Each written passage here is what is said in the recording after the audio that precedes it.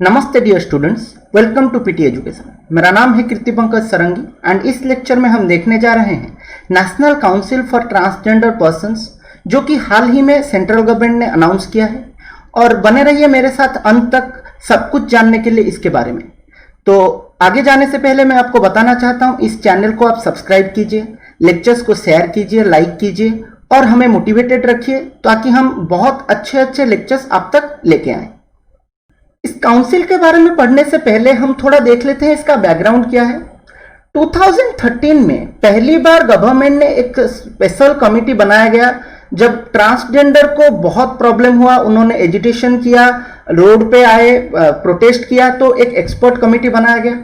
2014 में एक landmark change आया, that is national legal services authority versus government of India. जब एक सुप्रीम कोर्ट में केस गया तो एक थर्ड जेंडर उभर के आया।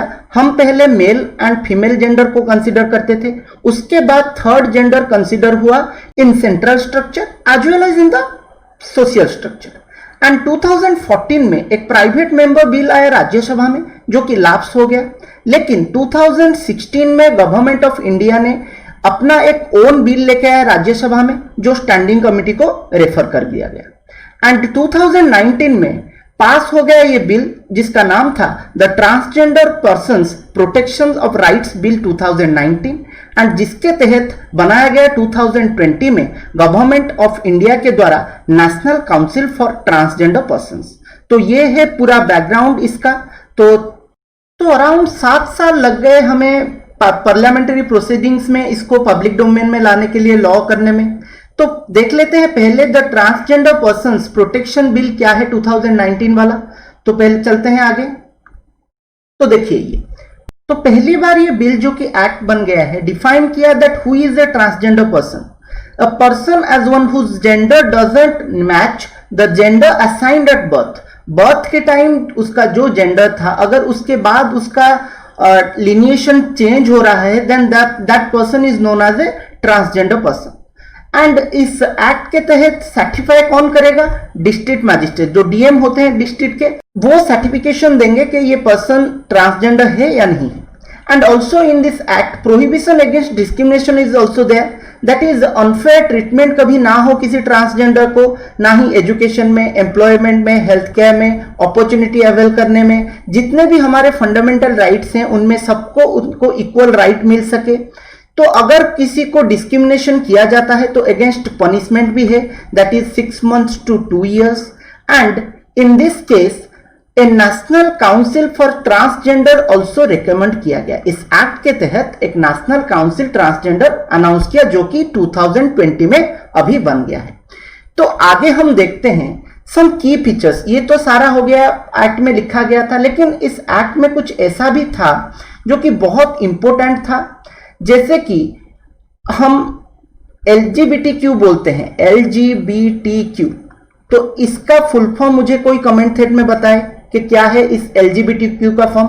तो LGBTQ कम्युनिटी को, जिसे हम ट्रांसजेंडर बोलते हैं, एक सोशियो कल्चरल आइडेंटिटी मिल गया, जिनको हम किन्नर या फिर हिजरा भी बोलते हैं। एंड ऑल्सो उनको राइट्स मिल गया कि वो अपने पेरेंट के साथ रह सकते हैं, क्योंकि आप लोग को पता है उनके फैमिली मेंबर्स उनको घर से निकाल देते हैं, इमीडिएट फैमिली मेंबर्स भी बहुत उनको तंग करते हैं।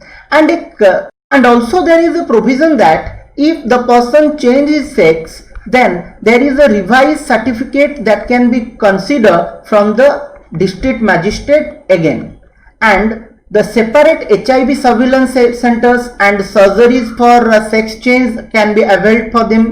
तो ये सब चेंजेस आए इस एक्ट में एंड अल्टीमेटली काउंसिल बन गया। तो चलते हैं काउंसिल के बारे में देखते हैं। तो ये काउंसिल बना ministry of social justice and empowerment के अंडर। एंड मुझे आप कमेंट थ्रेड में बताओगे, मेरा दूसरा क्वेश्चन है ये, that is who is the minister for social justice and empowerment for central government in India. And under the section 16 of this act बनाया गया हमारा क्या?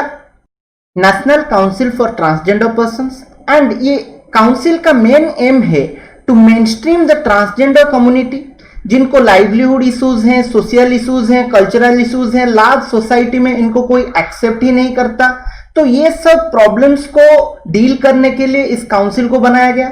एंड इंश्योर करे कि वेलफेयर बोर्ड्स बने हर स्टेट में and essential needs of the transgender community like housing, food, health care and education को उनको मिल सके। ठीक है, तो आगे चलते हैं। इसका तो एम हमने देख लिया, तो फंक्शंस क्या है देखते हैं।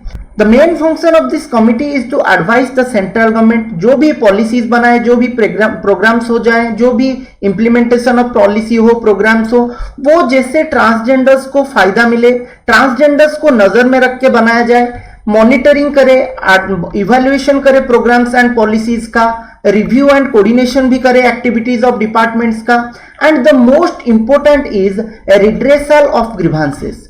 तो जो भी ग्रीवांसेस हैं द ट्रांसजेंडर कम्युनिटी की, उसको गवर्नमेंट तक लेके जाएं एंड अल्टीमेटली उनके ग्रीवांस को रिड्रेस करें। ओके, तो ये हो गया उनके फंक्शंस कमीशन का। दूसरा आता है composition. Now this composition is very much complex, आप इसको याद रखो, ये एग्जाम के पर्सपेक्टिव में बहुत इंपॉर्टेंट है क्योंकि ये बहुत लेंदी है एंड यूपीएससी बहुत लेंदी क्वेश्चंस पूछता है। तो आप एक एक करके मैं बहुत अच्छे से समझाऊंगा, आप समझिए मेरी बात। पहला, इसका चेयरमैन कौन है?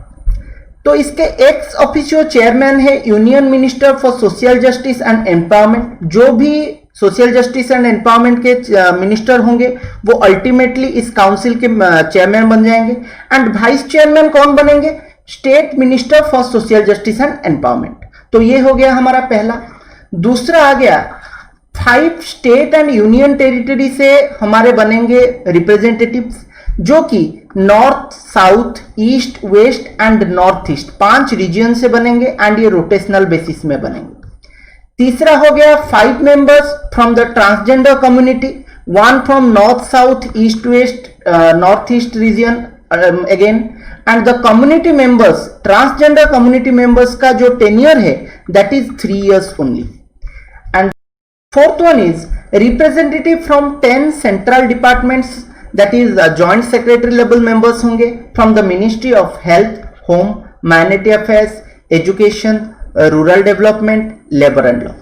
And the fifth one is members from departments like pensions, Niti Aayog, National Human Rights Commission, National Commission for Women, and sixth one is the 5 experts from NGOs that will be assigned later in this council. Okay, तो ये 6 चीजें आप याद रखो। And आगे देखते हैं कि बहुत इंपॉर्टेंट है this one, that is the present council will have representative from Jammu and Kashmir. जो मैंने बोला था 5 स्टेट से हैं, तो जम्मू एंड कश्मीर है नॉर्थ से, आंध्र प्रदेश है साउथ से, ओडिशा है ईस्ट से, गुजरात है वेस्ट से एंड त्रिपुरा है नॉर्थ वेस्ट से। तो ये 5 याद रखो, ये बहुत इंपॉर्टेंट है, जो कि रोटेशनल बेसिस में चेंज होते जाएंगे।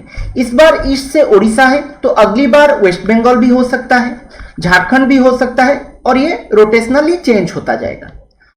अभी हमने क्या किया कि एक्ट बन गया, काउंसिल बन गया, तो आगे क्या? तो आगे ये है कि हम कितना इन ट्रांसजेंडर कम्युनिटी को हमारे सोसाइटी में, हमारे कम्युनिटी में हम इनको इंक्लूसिव बना पाते हैं, एक्सेप्टेंस कितना आएगा, that is the main concern of this council. And this council will advise the government what to do so that the community will be accepted by the society at a large scale. And the second concern is, though these communities are very much vulnerable to sexual assault, sexual molestation, so legal framework बहुत अच्छा होना चाहिए so that वो secure feel करे इस community में, हमारे society में रहने में। and जो भी हम कर पाए इस council के द्वारा इन communities के लिए कर सकें and इनको हम inclusive बनाए हमारे society में। तो आगे देखते हैं ये काउंसिल कौन से आइडियाज के साथ आता है, क्या क्या डेवलपमेंट होता है। हम आप तक सारे डेवलपमेंट्स लेके आएंगे। तो मुझे लगता है कि मैंने आपको बहुत अच्छे से समझाया है ये काउंसिल के बारे में। मुझे कमेंट थ्रेड में बताइए कि कैसा लगा ये लेक्चर। एंड चलते हैं हम आगे। These are some resources of PT, please do like them, refer them, they will be tremendously help you in your examination. Thank you, God bless you PT.